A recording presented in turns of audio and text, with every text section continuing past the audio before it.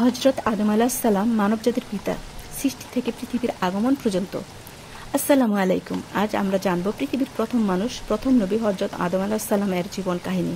এটি শুধু একটি গল্প নয়, এটি মানবজাতির সূচনার ইতিহাস, একটি শিক্ষা যেখানে রয়েছে তওবা, দায়িত্ব, অহংকারের পরিণাম এবং আল্লাহর সীমাহীন রহমতের বার্তা। সৃষ্টির উদ্দেশ্য। আল্লাহ তাআলা ফেরেশতাদের বললেন, আমি পৃথিবীতে একজন খলিফা সৃষ্টি করতে যাচ্ছি। ফেরেশতারা জিজ্ঞেস করলেন, আপনি কি এমন কাউকে সৃষ্টি করবেন যে দাঙ্গা হাঙ্গামা করবে, রক্ত ঝরাবে? আমরা তো সর্বদা আপনার তসবিহ ও পবিত্রতা ঘোষণা করছি। আল্লাহ বললেন, আমি জানি যা তোমরা জানো না। এখানে এক গভীর বার্তা, মানুষ শুধু পাপী নয়, সে সম্ভাবনাও বহন করে। মাটি থেকে সৃষ্টি ও জ্ঞানদান।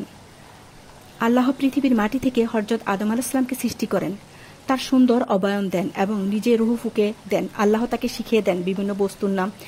এই শিক্ষা ফেরেশতাদেরকেও জানানো হয়নি। আল্লাহ তাদের বলেন, তোমরা যদি সত্যবাদী হও তবে এগুলোর নাম বলো। ফেরেশতারা বললেন, আপনি পবিত্র, আমরা শুধু সেইটুকুই জানি যা আপনি আমাদের শিখিয়েছেন। এইখানে আল্লাহ দেখিয়ে দিলেন মানুষের রয়েছে জ্ঞান অর্জনের সমর্থন এবং এই কারণে মানুষকে খলিফা বানানো হলো। সিজদা ও শয়তানের অহংকার। আল্লাহ আদম আলাইহিস সালামকে সৃষ্টির পর আদেশ দিলেন সকল ফেরেশতাকে, তাকে সিজদা করো। সবাই সিজদা করলো, শুধু ইবলিস ছাড়া। সে বলল, আমি আগুন থেকে সৃষ্টি আর সে মাটি থেকে, আমি কেন তাকে সিজদা করব? তার এই অহংকারের জন্য আল্লাহ তাকে শয়তান হিসেবে অভিশপ্ত করলেন এবং জান্নাত থেকে বিতাড়িত করলেন। জান্নাত ও পরীক্ষা। আল্লাহ আদম আলাইহিস সালাম ও হাওয়া আলাইহিস সালামকে জান্নাতে বসবাস করতে দিলেন। তিনি বললেন, তোমরা যা খুশি খাও, তবে এই গাছের কাছে যেও না।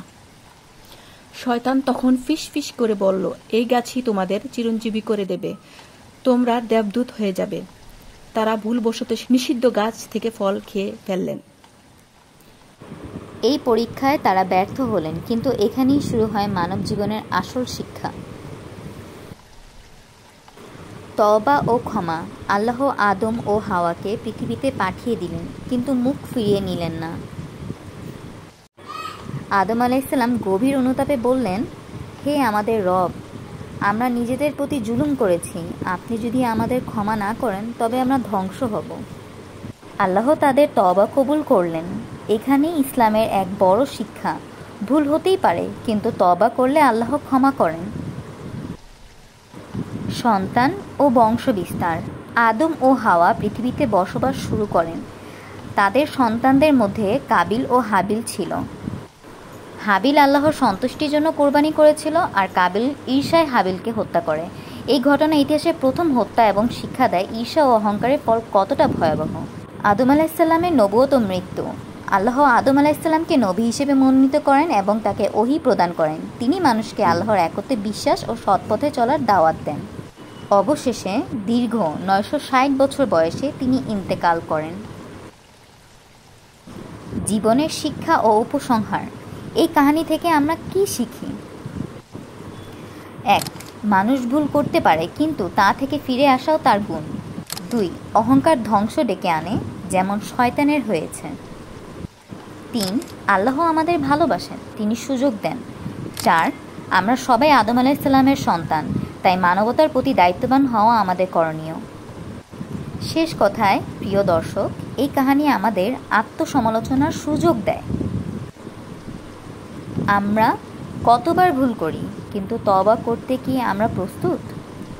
আসুন আজ থেকে আমরা শিখি আদম আলাইহিস সালামের মতো ফিরে আসতে আল্লাহর কাছে, ক্ষমার আশায়, দায়িত্বের অনুভবে।